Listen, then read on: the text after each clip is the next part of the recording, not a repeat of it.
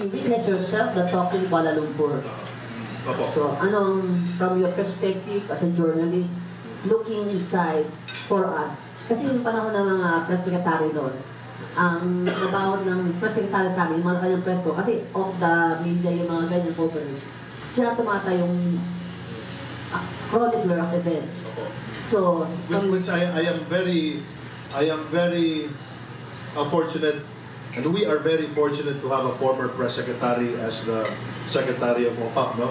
Kasi alam na, Secretary Jess Doresa, he's a prolific writer, magaling magsulat. In fact, nung nasa aeroplano na kayo pabalik dito, wala siyang ginawa kundi isulat yung kanyang press release, no? Kaya pagdating po namin doon sa Aquino International Airport 1, nandun si Rafi Lima, handa-handa na si Secretary Jess Doresa.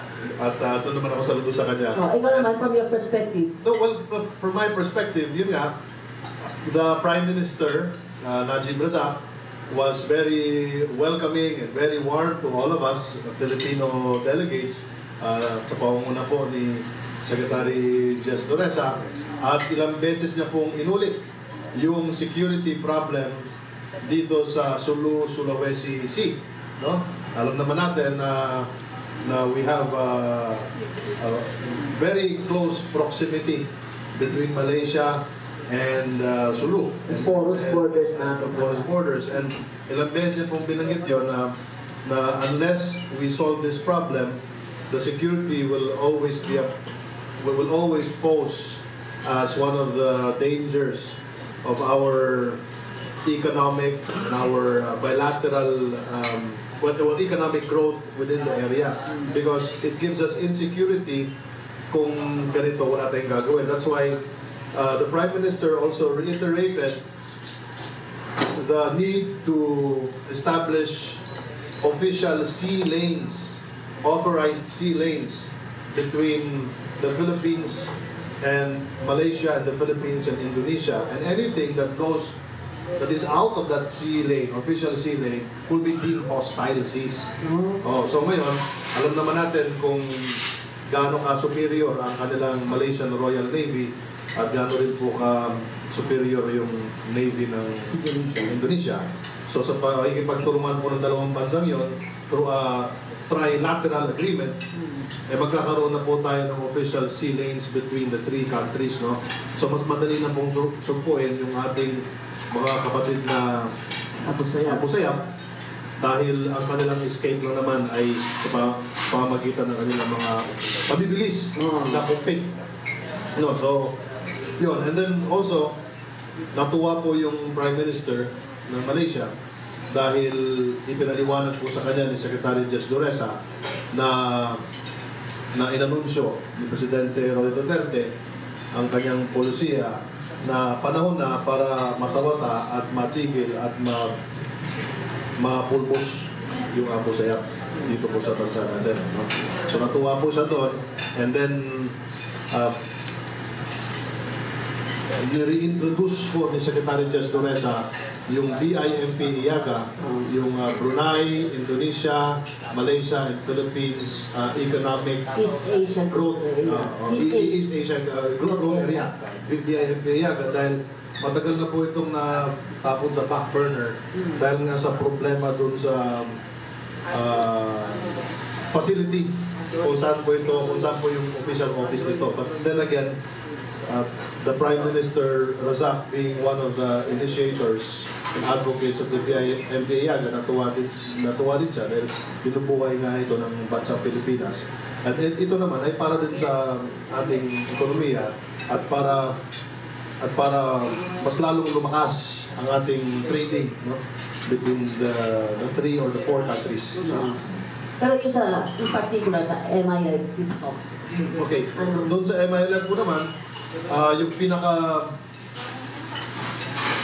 pinakamalaking development para sa government of the Philippines ay yung pagiging bukas po ng MILF doon sa pagdagdag ng miyembro ng panel doon sa Bangsamoro Transition Committee. So from 15 naging 21, 10 sa mga panel ay gobyerno, 11 para naman dun sa MILF. Ang ibig sabihin po nito ay magkakaroon po tayo ng enough seats in the panel para makumbida at maisama yung iba pang mga factions. Yung MNLF, yun eh. MNLF at iba pang mga Yung BINF, kasama ba yan? Muslim Lumads. Oo, yung Muslim, depende yan sa pag-ukbal. Basta lahat ng factions na who felt that they were marginalized during the last time dun sa Bangsamoro talks, no? Sa peace talks nung panahon po ni Presidente Noynoy Aquino. Kaya ngayon, with 11, 10 from the government, 11 from the MILF, there's more reason that maisasama lahat ng mga lumads na nagreklamo ng mga panahon na hindi sila naisama. And we can call this a more inclusive Bangsamoro Peace Agreement and Bangsamoro Transition Commission. May mga timeline ba yan within which to accomplish? Opo, yung napag-usapan po, kasi naging high level po kasi yung naging pag-usap at yung launching nung Bangsamoro Transition? may tawag doon eh. Yung implementing panels, no? Naging high level kasi nandun po si Secretary Yasay. Dumating siya. Opo, nandun din po si Secretary Sueno, nandun din po, of course, si Secretary Desdores, and 3 cabinet member at 4 plus you. plus me, and well, ako naman ay ano lang, sabit lang. Ikaw chronicler ba din? Just there to communicate. Nandun po yung Speaker of the House, no? Sino? Si Pantaleon Alvarez, at nandun din po yung Majority Floor Leader na si Congressman Fariñas, no? Wow, so high level. High level po ito, nangangahulugan po na at least we are assured na doon po sa lower house ay gagawin nila lahat para mabilis po itong ma-enact itong bagong Sa yung Senate, mamaya doon na naman ma-stumble na naman doon. wala akong na sinabi doon. Wala Pero you have Coco Pimentel naman. We have Coco Pimentel. So magiging mabilis po. Ang timeline po nito ay within this month. I believe next week ay mag-meeting po yung mga congressmen po natin, yung mga key figures sa Senado doon sa Davao para mas lalong mabilis yung pagtakbo nitong bagong Bangsamoro Council, no? At yung mga bagong batas na isasama po doon sa agreement para ma-enact po ito lang sa mas lalong madaling panahon. I believe that the target, the wish list, no, of Secretary Desdores is by next year, no? Mapag-usapan na ito'y masuri na ng gusto, mapag-usapan, mabalangkas sa mababang kapulungan at sa Senado. Are you talking about a new bill, basic Bangsamoro law? Are you talking about that a new Yeah, BBL? we're talking about a new BBL. Kaya alam po naman natin that the failed BBL last year, it became a failure because of some questionable clauses in the deal, no, in the law, or the doon po sa kanilang panukalang batas, no. So ito po yung magiging bago na. Hindi ko lang po alam kung anong magiging pangalan nito. Pero of course, that's already secondary. Kung anong tawag ito sa... kasi yung kay Bongbong Marcos na Senate Committee on Local Governments, chinesyo ng BBL, tinago niya. So, pero ngayon, you are coming from a totally new BBL bill to be submitted to Congress. A more inclusive Bangsamoro Ang law. sinasabi ni Secretary Reza na by next year, approve na ng Congress o sasabit pa lang doon? Well, yun po yung wish list. By next year, sana approve na.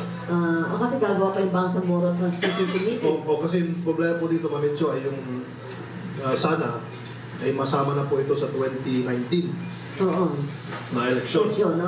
Synchronize na. Kasi kung hindi po ito masasama, may magkakaroon na naman tayo ng problema, funding, lahat. So mas lalong madaling panahon, mas maganda po sanang, kasi meron pa tayong hinahabol na federalism din. Ano? Federalism. So may hinahabol pa tayong mga panukalang batas na amihendahan po ang Constitution para po sa federalism. So kailangan sabay-sabay dapat siya. Yeah, so kailangan sana yung Bangsamoro law ay ma-aprobahan na ito or by before 2019 para maisama na dun sa federalism. election, sa 2019 sa midterm election. Midterm election. So that assumes na mauunang matapos ang federalism. Mauna po yung Bangsamoro. Bangsamoro muna? Oo po. Yun po yung sinabi ni Secretary. 2016 at 17. So by 2019, kasi meron pong midterm election at meron pong election din yung ARMM. No, so hoping that by 2019, yung election na yun, para doon sa bagong Bangsamoro entity. Kung mauna ang BBL, that means yung federalism merong madidelay ng konti. Then it should serve, kasi then federalism, then BBL will then serve as starting point, a case study ng federalism. Hindi siya prototype, but really a working concept already. Okay. Kasi ang unang sinabi ni Presidente Duterte noon, yung kanyang timelines for federalism sa within the next 2 years. So, yes, that will be delayed now with kung ano. Well, pwedeng sabay din. Hindi natin pero yung, kasi binanggit din po ng Presidente sa isang interview na top priority din ng Presidente yung kapayapaan. Kapayapaan. The peace talks with the CBP, NPA, NDF, at ng MILF. Another peace front, ang mga Malacanang press corps would like to ask your comment on the reaction of Joma na medyo mahaba pero mukhang mas friendly than the previous one. Once more, I am grateful to President Duterte for the acts of goodwill to move forward the peace negotiations between the government and the NDFP. He has made possible the release of the JASI protected NDF consultants from prison and has graciously met with the NDF lawyers and consultants together with the negotiators and other officials. Question number 1. Are we paying for these NDF consultants to go to Oslo? Is the government the one putting the bill for their trip to I am not privy on the budget of the counterparts of the government, the CBP, NPA, NDF, but what I know is that our government lawyers and those who were in charge in tracking this the release of the rebels that have been in prison ay talagang trinabaho po ito ng gusto within the legal means and through the judiciary process, no? At kaya nga na pakawalan na yung Tiangson couple. Alam naman natin kung gaano po sila ma-influensya sa CBP, NPA, NDF. Tsaka yung sa Cebu pa. Narinig din.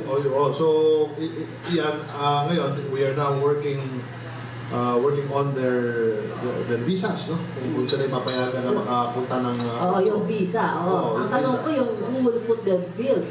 Tayo bang government? Kasi tayo makikipag sa kanila. No? Alamin ko kay... Assignment mo yan. Kay Secretary Chis at kay Secretary... Assignment mo yan, okay. Pelio. The second part... Hindi naman siguro sa revolutionary tax manggaling. Marami silang pondo sa Netherlands, contributors sila. Di ba? Mga donation. Non-tax yung mga donations na yun. Despite a previous breach in our communications, President Duterte and I remain good friends. Our friendship has a strong basis in long-standing cooperation and in a common desire to serve the national democratic rights and best interests of the Filipino people. Furthermore, we have plenty of mutual friends who have maintained our friendship. Anong masasabi? Well, masasabi ko lang po dyan, it only goes to show that the idea of having a peaceful resolution between the CBP, NPA, and the Philippine government is large enough that it becomes larger than the personalities involved in making this peace deal or peace pact happening. Ang away po ng gobyerno at ng CBP, NPA for 40 years already ay mas malaki po kaysa kung sino man personalidad na involved dun sa peace talks, no? And this is a welcome remark from Joma Sison na sinabi niya po ito kasi ibig sabihin po nito ay mas maging positibo at mas malaki ang chance na ito po ay maipapasa na, magkakasundo na ang dalawang panig doon sa Oslo, Norway. And I'd like to say also, reiterate that even if they had maanghang na mga exchanges during the past few weeks, si Presidente Rodrigo Duterte at si Thomas Sison, ay tuloy-tuloy pa rin naman po yung gobyerno sa pakikipag-usap sa mga counterpart ng CBP, NPA, at tuloy pa, hindi naman natigil itong plano na magkaroon ng peace talks by August 22, if I'm not mistaken, to 67, so to 28, to 27, o dun sa Oslo, Norway. No? So, abangan natin kung ano yung mangyayari doon. Pero I'm very, very positive that our government panel will come home with good news. Relevant lang na i-comment mo. During the formal talks in Oslo, President Duterte and I shall be in touch with each other.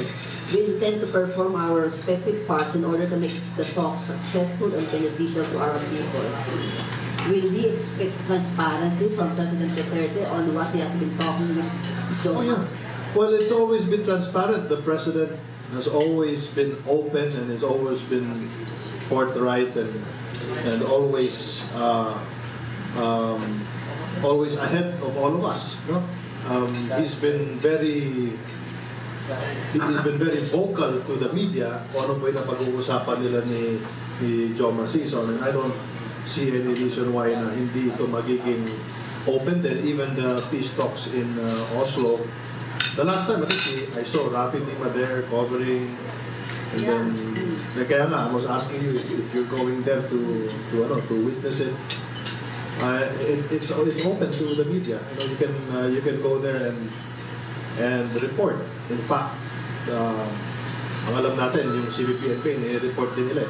Ano yung mga napag-uusapan to their website, to their social media page. So, we are very hopeful, no? Maganda ito kasi positive yung usapan with the MILF.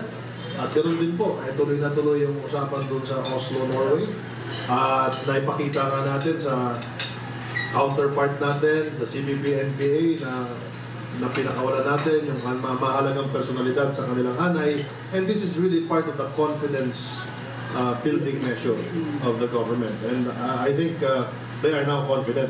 Pero as a communicator, government communicator, how do you plan to address concerns and possible na integrahin kayo yung communist links ni quote-unquote communist links or communist leanings ni President Duterte na baka maging giveaway itong negotiations na to? I think it will allow more red or communist dipping their hands in government resources. Kasi, for example, naano nila yung mga communist quote-unquote leaning na cabinet members niya. Tapos yung mga party list. Party list. Well, yung presidente naman, he's not leaning towards the communist, but he's leaning towards more of a socialist democracy type of philosophy, which means being fair to the working class. There's a difference between a socialist and being a communist. So, para sa akin, yung mga mag-iintriga na ngayon, feeling ko, sa akin, it's just a minor issue. But it will be a big problem for you, di ba? Communications-wise. You have to counter those, Well, I'll just call you and ask you what I should answer. Dapat may fact sheet kayo, Q&A, di ba? What is this, para for sake of transparency? Yung mga kung saan kinuha yung pamasahe. Mga basic question na ganyan, di ba? Kain, I'm sure may mga sponsor nga yung mga kapatid natin. Minor lang, trivial lang actually. Anyways, on the other side of the offense, how does the government, President Duterte, intend to assuage those who fought with these rebels, armed forces of the Philippine National Police, na pinaguhuli-huli yung mga yan, tapos ngayon, we're now talking peace with them, and being released from prison after so much resources, manpower to arrest these people, to capture them. Now, they are being released. How do you like to assuage those feelings? Obviously, they might not be open to admitting masama sa loob nila yun. Hard work and the loss of lives of people and trying to capture these people. Mainibabaw po dito yung interest po ng bayan na national security and a country that is so peaceful that it can give the economic promise that has always been given, and itong promise po na hindi po na-deliver na napakatagal na pong panahon. No, I think more than anything, that is the national interest. No? Now, in that sense, we become utilitarian in our policies. That if it's for the good of the greatest number and the majority, then that is where we follow. It's part of democracy. It's part of the conflict society that whoever is elected, that the person who is elected, the group that is elected, can now implement the policies that it fought for during a particular campaign, for example. Now, I believe that at the end of war, at the other end is peace. Now, we cannot be fighting forever. Otherwise, if we fight forever, mas lalo po tayong may iwanan dito po sa ating rehiyon, sa Asia. Kita na po natin yung Vietnam, ang bilis po ng kanilang progreso. Ako po'y galing Malaysia. Naku, napakaganda po ng kanilang progreso. Malaysia is even bigger than the Philippines, the size. The size of Malaysia is 330 square kilometers, if I'm mistaken. Tayo, mga 301,000 square kilometers. Tapos, and then they only have 30 million population. And they have oil. They have oil. And we also have oil. Natural gas. Marami tayong natural gas. So, siguro, it's no longer arguable, but it's reality that tayo po ay napag-iwanan na. I saw you sa TV na you accompanied the president sa one of his military camps na visit. Yeah. The commander-in-chief has been conducting these camp tours to precisely assuage them na I'm your commander-in-chief, I will be fighting beside you if by blood need be. And how do you assess kasi nakita mo yun, ano yung reception ng troopers to their commander-in-chief? Magandang tanong yan, Marichu, because personally, I have come to a conclusion that the president that we have right now has so much compassion, not only to the people in the bureaucracy, but also the people in the military. And it is truly a sign, it is truly a character of a commander-in-chief who is dedicated to his soldiers. Not only to the general, not only to the officers, but to the foot soldiers. And I saw them dreaming, smile, some of them maluha-luha, because they've never experienced a president na meron pong dalawang kampo na pinuntahan ng presidente. Hindi ko lang po matandaan yung pangalan ng kampo, na never in the history of Philippine politics or the history of presidents in our country na nabisita ng Pangulo yung kampo. And hindi pa ako tapos, marami na akong pupunta ng presidente. And it's good because,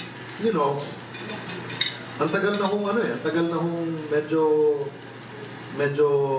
nababayaan po yung AFP in terms of alam naman natin na yung panahon po ni Presidente Aquino ay malaking budget. Yung hardware. O yung mga hardware. So, that is the legacy of President. Yung mga military, the personnel na iwanan. Opo. Pero, but then again, we have a president now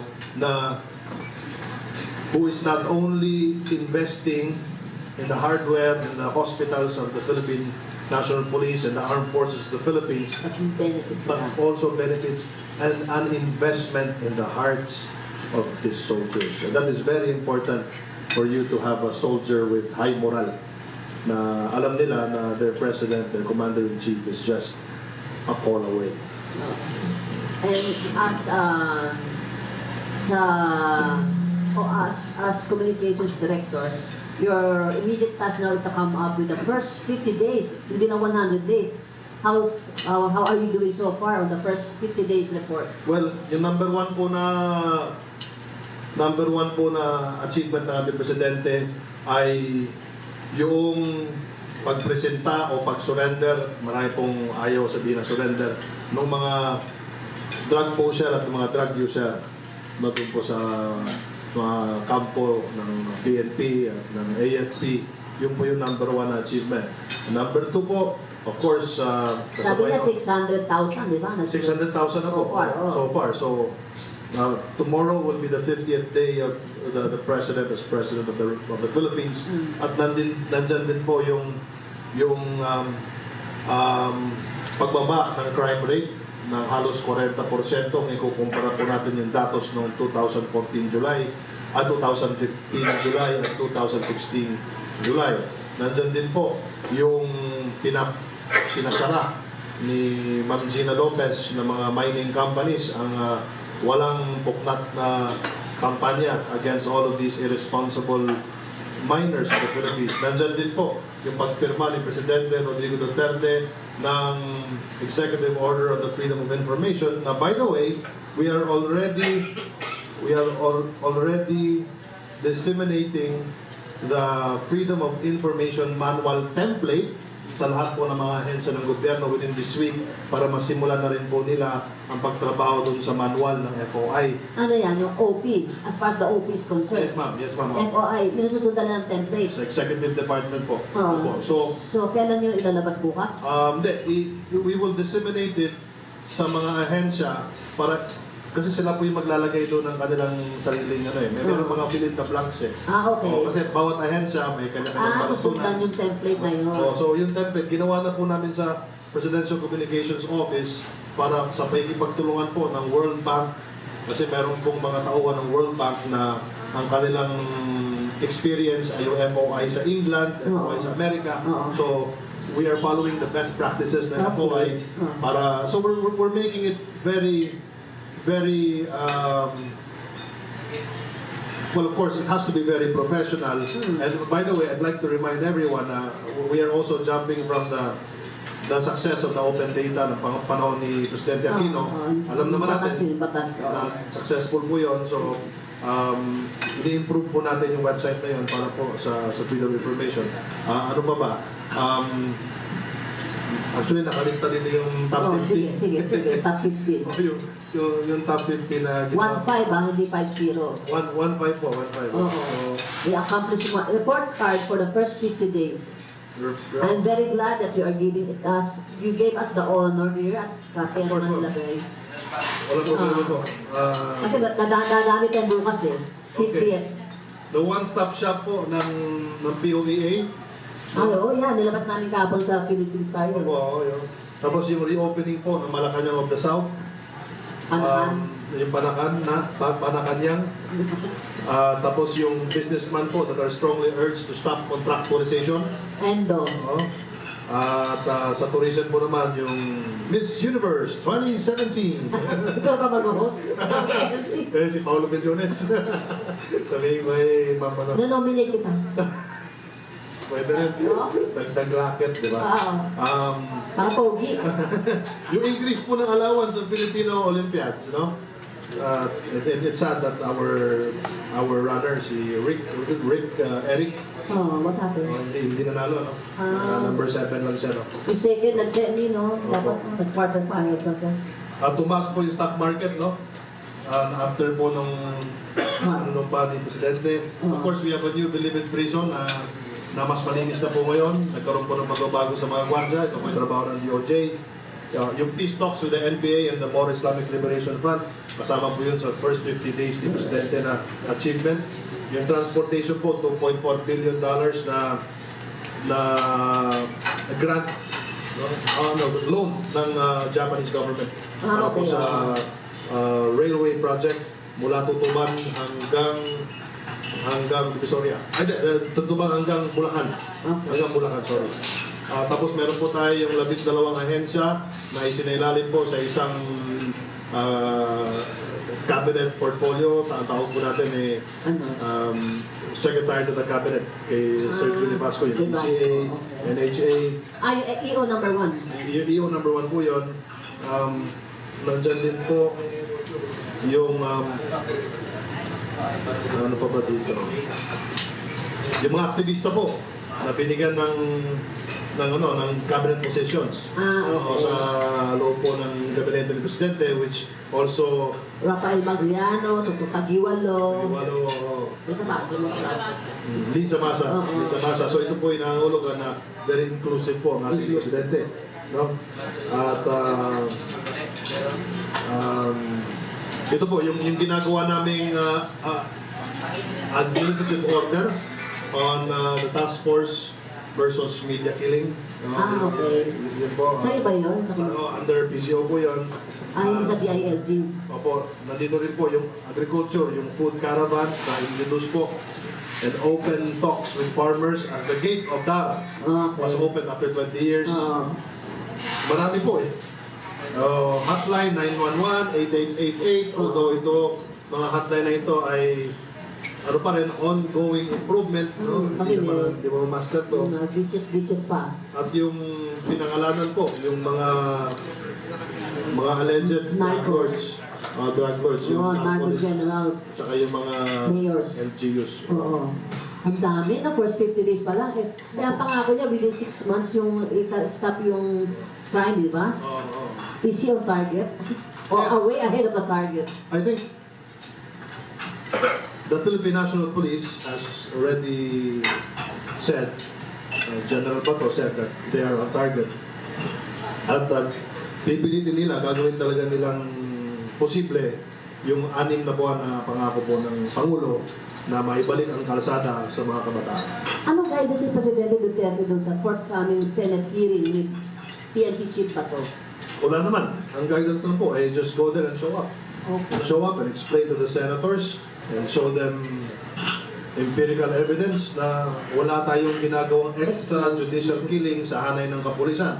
At kung meron mang extrajudicial killing, ay ito ay hindi sa loob. State policy. Hindi po ito state policy. Kung hindi po, ito ay kagawan ng mga kriminal sa labas ng ating gobyerno. Meron lang kuya argue sa one point mo, yung stock went up. Okay, nung day 1, nag-stock, shoot up. Pero a few days ago, last week yata, when he named the oligarchs, Opit, yung PhilWed and other sympathetic, nag-hit. It sent shivers. Tapos it was followed by the threat of the President to go after tax cheats among the businessmen. Medyo nanginig sila, medyo nagbabaan ng stock. Well, we all know that we have a president that has unorthodox ways of solving the problems of our country, the ailments of our country in the past years that has almost given us the name basket case, and we all know that the Filipinos voted for the president because he has given all of these alternative solutions, unorthodox, and he has shown anti-establishment traits, and this is exactly the reason why that the masses are angry, and the president is only delivering his promises, and for the tax cheats, well, they really have to pay their taxes. Ganun lang mga simple yan. Kung tagal na kayo nagpakasasa dyan, nagpakayaman, bayaran nyo yung mga buwis. Kasi, sino niloloko nyo? Yung mamaya, yung mahihirap, yung 90% of our population.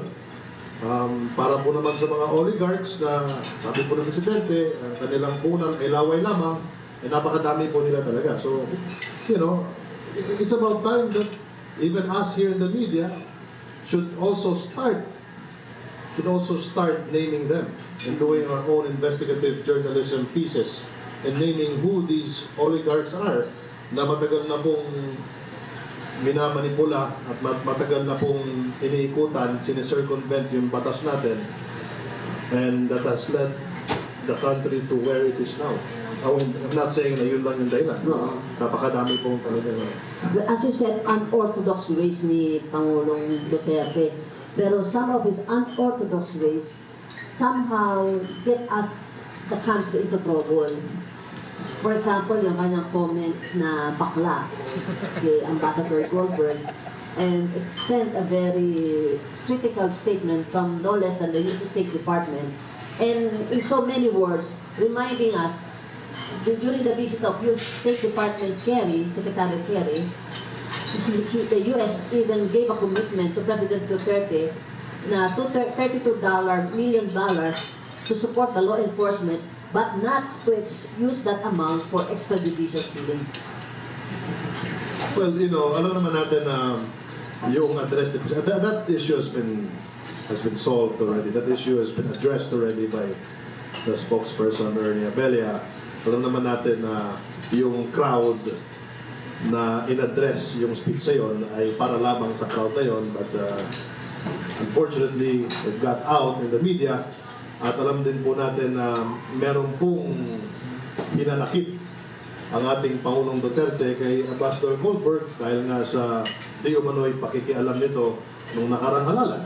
Diba? Nung nagkomento po si Ambassador Goldberg about doon sa pinalaking issue about that statement of the President, about that rape statement, at nung sinabi po ni Goldberg na he supports not in these words, no, pero like to paraphrase it, continuity of the policies, no. So ngayon nasaktan po si Presidente Rodrigo Duterte doon sa sinabi niya, at sinabi nga ni Presidente dapat hindi nakikialam ang mga ambasador sa politika ng bansa natin, and mayroon po namang point, at kaya nasabi ng Presidente dahil masama po ang loob niya. But then again, this issue has been addressed already, and then again I would like to repeat that the interest of the country is first and foremost. First and foremost, the bilateral relationship and our long history of a good relationship with the United States is over and above the personalities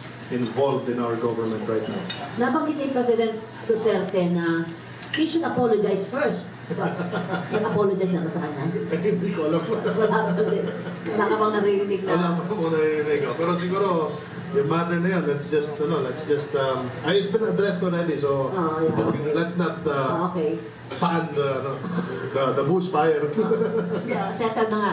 Kaya lang ito, ako parang naawa ko si spokesman Abella when he was interviewed by Al Jazeera noon. Ano yung, napanood mo rin yun? Well, I watched a few clips. Oh, yeah. How do you react to that kind of, Well, siguro panahon na rin ng Al Jazeera na gumawa sila ng homework nila. Pag-aralan din nila kung sino yung mga drug lord dito na pangalanan. Kung talagang ganun sila katapang, di gumawa sila ng kanilang mga investigative journalism dito. Pag-aralan nila kung sino yung mga in-depth na mga kanilang pinag-aralan. And I also challenge the host of that program kasi meron na siyang preconceived notion of who the president is eh. Siguro pumunta muna siya dito sa Pilipinas at alamin niya ang buhay ng mga mahihirap dito. Alamin niya kung ano yung mga pinagdaanan ng mga kapatid natin sa Davao. At alamin na rin ano talaga yung extrajudicial killings na sinasabi niya, at kung sino yung mga, kung talagang matapang siya, dito siya pupunta. No? Hindi yung puro, ito sabi mo, titirahin mo yung spokesperson, gano'n. I thought you were a preacher. Ganun. So, well, obviously, meron na siyang preconceived notion kung sino ang presidente natin at kung sino yung spokesperson natin. And I think it's just for the ratings. Anyway, I will ask in a good manner naman yung question niya. How as a spokesperson, how do you spin the president out of well, I don't have to Alam mo, Marichu, I don't have to spin anything that the president does or says, because whatever the president does, we all understand that it's utilitarian, from that notion of being a utilitarian government, philosophy, vis-a-vis the deontological ethics na based on morality. Meron ganun eh. Alam naman natin na yun talaga ang style ng ating presidente. Right from the very start of the campaign, sinabi ni presidente na maraming mamamatay, maraming dugo. There is no going to the article of Sir Alex Magno, wala ho namang gera na walang casualty. So if you say it's a drug war, then there will be casualties, there will be people na madadamay, collateral damage, may gano'n. Going through also the article of the former spokesperson of GMA. Butsokin? Bobby Tiglao, talking about the revolution. There is a revolution happening in our midst, in our country, and this is a revolution against drugs, a revolution to change the country. Whatever the president says, whatever the president does, yung mga sinasabi ho lahat ng presidente, there is no need for a spin because naipaliwanag daw ng presidente ito mula pa nung kampanya. No? Ngayon, halimbawa, doon po sa burial of yan. Buti lang sinabi mo, tatanong ko na nga. Ferdinand Marcos. Okay. Na ngayon, lahat, Philippine Star, Inquirer, ABS-CBN, GMA, TV5, Interaction, naglabas ho nung lahat ng mga plataforma di gobyerno ng lahat ng mga kandidatong tumatakbo pagkapangulo. At kasama po doon yung tanong na sa paglibing po ni PFM dito po sa libingan ng mga bayani. At malinaw po na sinabi ni Presidente Duterte ng mga panahon na yes, ililibing natin dyan. Eh, binoto po ng tao, nanalo. So we have to respect the mandate of the people.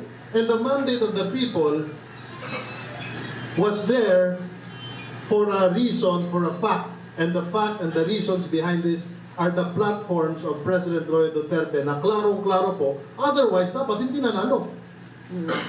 So, we respect, but of course, we also respect the judiciary. Kasi meron pong mga nagsasubmit ng kanilang mga TRO. So, we will wait and see what happens dun sa resulta po ng TRO na hinihingi po ng ilang grupo na hindi po sang-ayon sa paglibing kay FM dito po sa libingan ng mga bayani. We will wait for that. Anong resulta. And then from there we will assess. My last question before I give it to the floor. Nagpapawisan ka na? Tumatanong mo? Has the President or even Chief Justice Sereno initiated any talks between the two of them? There is no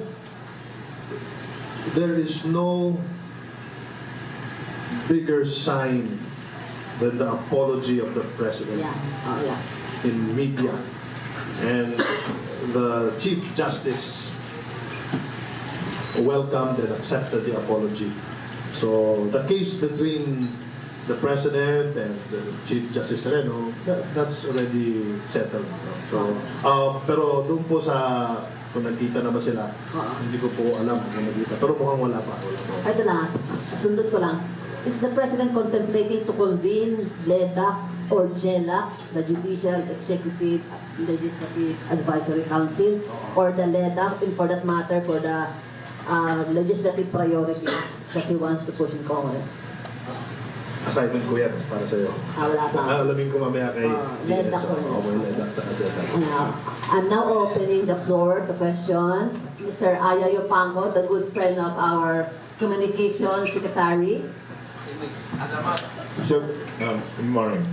Ano lang yung position lang ni Digong, ni Pangulong Duterte, i-increase ng 15% yung value added tax from 12 to 15.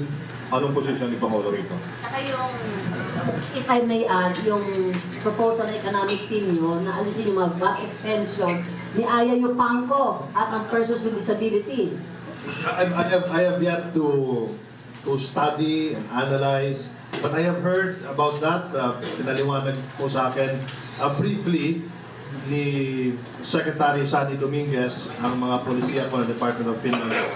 But what I would like to tell you is that part of the 10-point agenda of Secretary Sani Dominguez, ang nakakatuwa po dito, is the goal to decrease the poverty rate or poverty level from 26% to 17% by the end of the term. Pero dun sa tax, I will have to study that. Sorry po. Ang understanding ko doon yung corporate at individual income tax brackets, 35 ibababa sa 20. And to offset the revenue loss, tatanggalin ng VAT exemptions ng senior citizens at persons with disability. That was one of the meeting nila 2 days ago yata sa Malacanang with senators with Sunny Dominguez. So wala pang Wala pa cabinet. akong ano doon. Hindi pa ako privy doon sa meeting na yun. So hindi ko po Oo nga, alam. sa Malaysia ka. Sa Malaysia ka. Sorry po. Yung part 2 nung part 2 nung drug list, may na kayo lalabas, Paolo. Drug list? Part 2, saan ka lang daw lalabas? May pinaskita daw sa mga senator eh. Oo. Actually, nalaman ko rin yan through the papers kasi nasa Malaysia nga ako. Pero knowing the president, ilalabas niyo yun, pero hindi lang natin alam kung kailan. After the 50 days, first 50 days report. Siyempre, inaano rin niya yun eh. Pinatlansya niya yung paano timing. Magaling siya ano, parang si President, alam kay Presidente Ramos yung Cyber Operations. Si Cabrera po sa ito. Yung issue lang po, update lang sa APO, yung sa SELIO. Liable po ba si Secretary Corona? Apo. Sa APO. Selyo. Yung sa Anong selyo po? Yung nagkaroon ng issue doon, yung kay Secretary Corona. Yung overprinting daw. Overprinting. Ito yung sa... Oo, nagalit si Secretary Coloma, ikaw kasi daw nagsalita nun.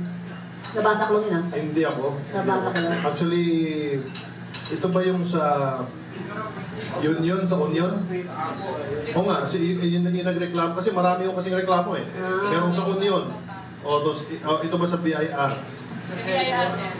BIR yung Marcelio. Yung selyo sa BIR na overprinting. Now, that is under investigation by the Bureau of Internal Revenue.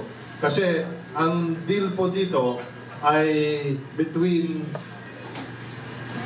the BIR pati ng APO doon sa printing ng selyo. Now, the BIR claims that merong overprinting na 80 million stamps, no? Stamps, pieces, 80 million pieces, no? So inimbestigahan po yan ng BIR. The BIR has yet to submit to me the findings of their investigation, no? At wala namang, kasi pag sinabi mo si Coloma may kinalaman, di ba? Ito yung tanong mo, di ba? Ang alam ko kasi, ang APO ay pinapatakbo ng isang chairman, mga board member, pati ng general manager. Na under the rules, wala po namang pinipirmahan ito. Walang pinipirmahan yung secretary dapat eh. So, Hindi mo walang ministerial. I think it would be unfair to pinpoint Coloma as the culprit, no?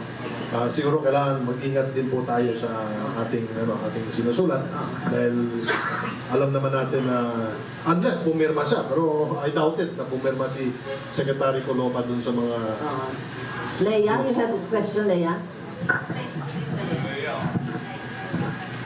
Sir, yung sa naming shaming campaign ng President, paano natin measure yung success nito, especially sa Easy answer. Palagay ko, ang isa sa pinaka naging success nito na reaction ay yung pag-surrender ng 600,000 drug users and drug pushers. Because pinangalanan ito yung mga drug lords at yung pag-surrender din, pag-presenta ng mga mayor yung po yung... Well, kaya nga eh. Ina-announce, ito po yung lumabas sa investigation ng PIDEA, intelligence ng PIDEA at ng Philippine National Police. Ang ginagawa lang po ng Presidente yung kanyang trabaho to serve and protect every citizen of this republic and using all of his powers and even the power of immunity of a president and also the power to pardon kung meron pang nabaril yung police na napatay dahil sa encuentro. So, ang direct key performance indicator po dito ay yung sumurrender na 600,000 or nagpresenta na 600,000 at yung mga nagkukumahog na mga LGU leaders. Sir, after that, kasi in the case of Mayor Espinosa, nakabalik siya sa presto. Exactly, because there's a due process. Kasi pagdating po dun sa PNP, they are required to submit their counter affidavit to prove to the PNP na wala silang kasalanan. Now, kung hindi po na-approvean yun, of course, hindi mo lang pwedeng ikulong. Kasi, suspension in the meantime na investigation. hindi naman sila, By the DILG. Meron ba preventive suspension? Kasi, wala nga, kasi kailangan pa nilang i-check yung counter affidavit na walang kinalaman si Mayor so sa ganito. Now, if yung counter affidavit niya cannot prove that he is out of the loop, then that's the time that the Philippine National Police will file a formal charge complaint against that local government. So, It's the president himself saying this guy is Yeah. involved. Sana may preventive suspension from the office. based on the Information. information. But then again, there is, kasi ito nga yung sinasabi ng mga aktivista na may presumption of innocence, no? Now, the presumption of innocence and the principle of proving the unreasonable doubt only happens when the case is filed in the courts. So yun po yun. But then again, sinabi nila, wala naman due process to eh. The fact na ang iba hinuli at ang iba sumurrender at hindi kinulong agad, meron due process. For the purpose of stopping the drug trade, meron bang naging effect yung the whole thing? Yes, bumaba yung crime rate natin by almost 40%. Maraming sumurrender na more than 600 and counting. Ha? Oh, maraming mga drug lords na mga drug pusher na nakakasagupa ng kapulisan. Ha? Oh, may mga pulis din na namamatay. So, as I said, and as the President said, it is not going to be a bloodless campaign.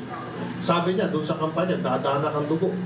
Be prepared if you vote for President. And that was already a warning by then candidate Roy Duterte, and now he is the President, at tinutupad niya na po ang kanyang pangako doon sa mga bumoto po sa kanya na maging Pangulo ng Bansa. Sir, for clarification lang, yung government, are we going to seek the preventive suspension of Mayor Espinosa? Kasi may nakita daw, 11 million worth of sa bahay niya. Okay, let me ask the Philippine National Police Director General Bato de la Rosa will be facing the Senate, no? Kailan ba ito? On Monday, no? So all of your questions will be addressed there. Also, the Department of Interior and Local Government will have to address your question. Kasi if I tell you now, wala naman akong direktang sagot o informasyon na binigay si Secretary, baka makuryente lang ang ating kasamahan dito.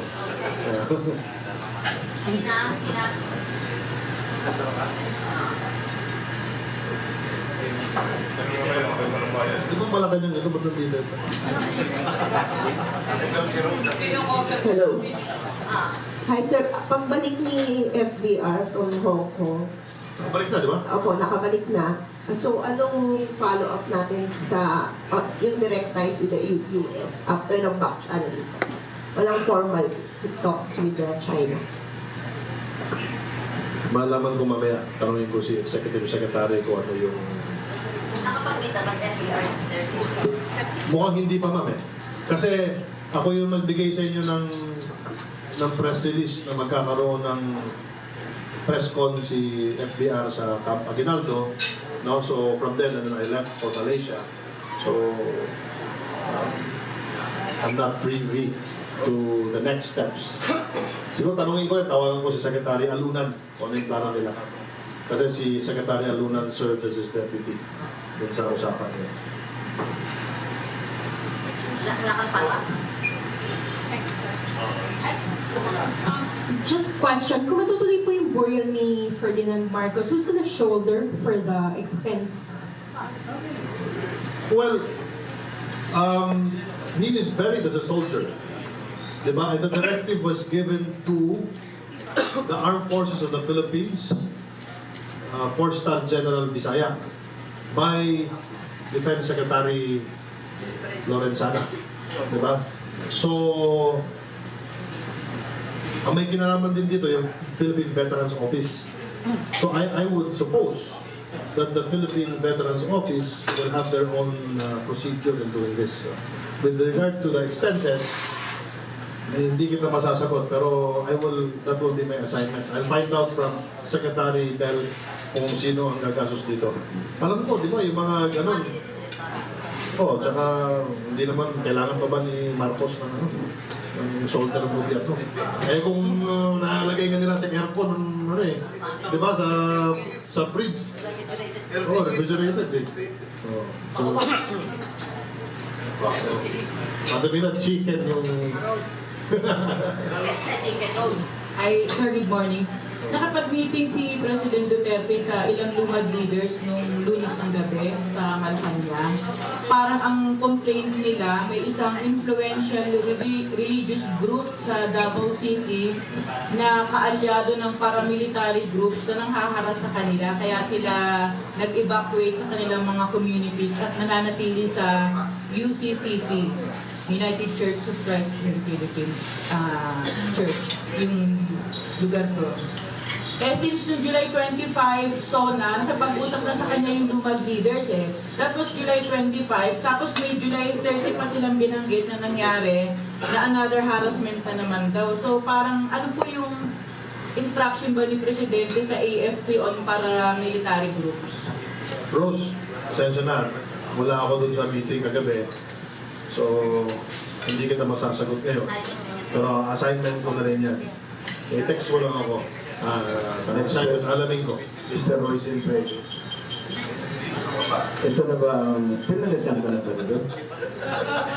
Are you authorized? Okay. May tanong lang po ako, Mr. Secretary Andanar. Simple tanong lang to. Napakasimple sagot. Naibigay na ba at na-encash na ba yung 1 billion na binigay ng San Miguel Corporation? Wala bang hindi ba dilastiko yun? Yung nabasa ko yan Nabasa ko yung 1 billion na donation amon ang diba, para ito sa rehabilitation, diba? Drug rehabilitation. Make that my assignment also because wala na po akong rectang knowledge at wala po akong direct line kay Mr. Ramon Ang. Pero I'm sure I can find out also from the Executive Secretary kung itong donation ba na ito ay naibigay na at under what agency at sinong mamumuno ng ahensya. O ito ba under kay Secretary Jun Ebasco ng CAPSEC. Kasi alam ko si Secretary Jun Ebasco ay meron din siyang program din sa mga drug rehabilitation. Ako. Second question po pala, iba naman to. Freeze from amoy Kuala Lumpur po pa kayo. Amoy na galing kayo sa Kuala Lumpur. Amoy Amoy ano yung kanila sambal? Sambal. Ano po ang prospect ng pestock natin sa Mindanao? Ano po talaga? Magkakaroon ba ng pestock talaga o pistokan? Malaki po yung chance ng peace talks na maging successful. Alam po natin na marami po sa mga kababayan natin ang nawala na ng pag-asa at naging jaded na po sa mga peace talks na ito. But if we become so jaded and we become so pessimistic, then who else will carry the torch of optimism but us? Now, yung mga nangyari po sa Malaysia, lingid po sa kaalaman ng publiko, napakadaming back-channeling ang nangyari po doon. Marami pong trabaho ang ginawa si Secretary Jess Duresa para lang po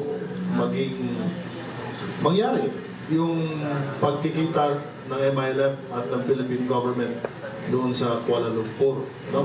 So, the fact na naging open ang MILF, na baguhin po yung terms of reference ng Bangsamoro Law na ipinanukala ng nakarang administrasyon na naging failure, at the fact na pumayag po ang MILF na dagdagan yung miyembro ng panels from 15 to 21. These are good signs na we are moving forward, and we should not look back because the sins of the past might slow us down.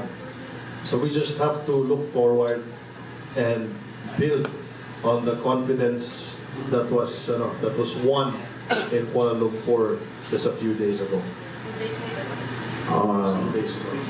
Okay. Now, I have little knowledge of Mindanao problem. Yes, sir. Very little knowledge. But I have here a guest from Turkey.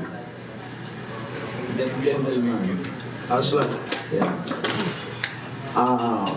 The last time I talked with a Turkey gentleman was when Turkey was the Secretary General of the OIC, Islamic Organization. Okay. I talked with him in Manila Hotel. Then after that, I talked with Normituari. So, I think hanggang sa ngayon po, ang tatlong tribong malalaki ng mga kapatid nating Moro ay disunited. Sana po yung unahin natin na magkaisa sila. Then, before we proceed further, para magkaroon ng katahimikan ng Mindanao, without the unity of the three major Muslim tribes, the aspiration of the Moro people will never be achieved. Thank you po. Tumpak po kayo dyan. Tumpak po kayo dyan, sir. As a matter of fact, ang ating Pangulo ay wala na sigurong Pangulo na nakakaintindi pa ng problema ng ating mga kapatid ng Muslim, kundi ang ating Pangulong Duterte, coming from Mindanao, coming from Davao, and also having the bloodline of Muslim. Ganito nga ako sa sinabi niya, nakikinig ako, ang lola ko Maranao, ang lolo ko Tausug. In the one person, united siya. Di na may follow up na.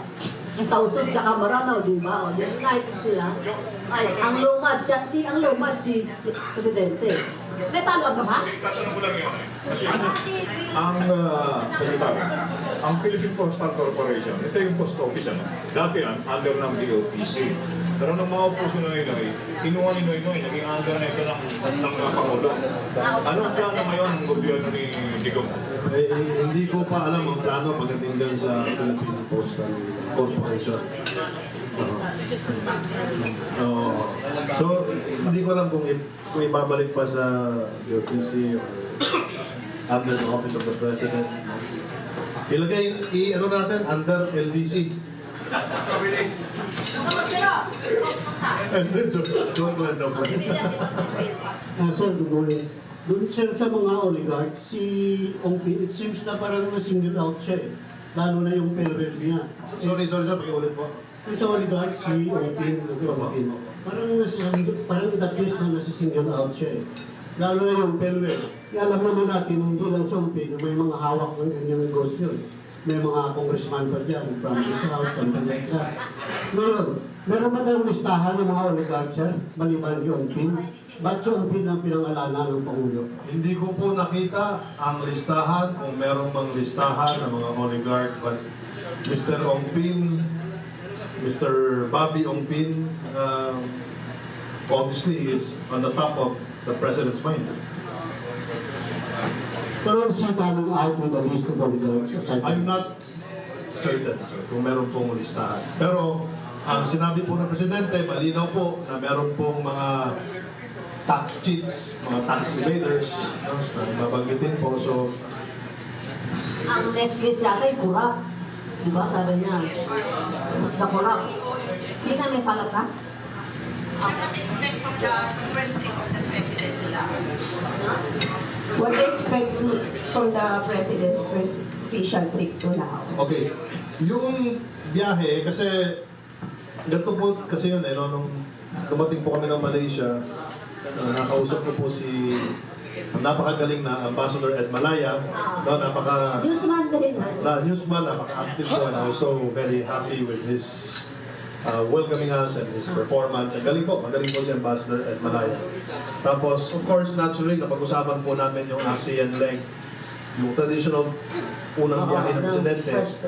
At ito po yung napag-usapan namin ni Secretary Sani Dominguez nung